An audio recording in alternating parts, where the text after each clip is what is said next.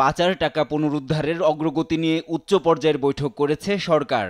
সোমবার সকালে প্রধান উপদেষ্টা ডক্টর মোহাম্মদ ইউনূসের সভাপতিত্বে তার সরকারি বাসভবন যমুনায় বসে এ বৈঠক।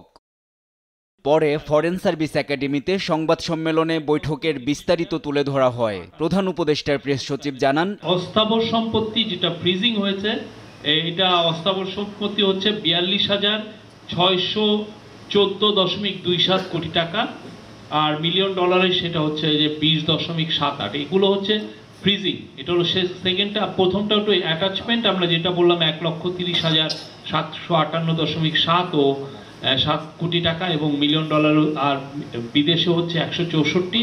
এটা হচ্ছে অ্যাটাচমেন্ট। আর বাংলাদেশ ব্যাংক গভর্নর জানান, পাচার হওয়া অর্থ ও সম্পদ উদ্ধারে বিদেশি প্রতিষ্ঠানগুলোর সঙ্গে যোগাযোগ হচ্ছে। 1 বছরের মধ্যে বিদেশে থাকা সম্পদ জব্দ করা সম্ভব বলেও আশা জানান গভর্নর।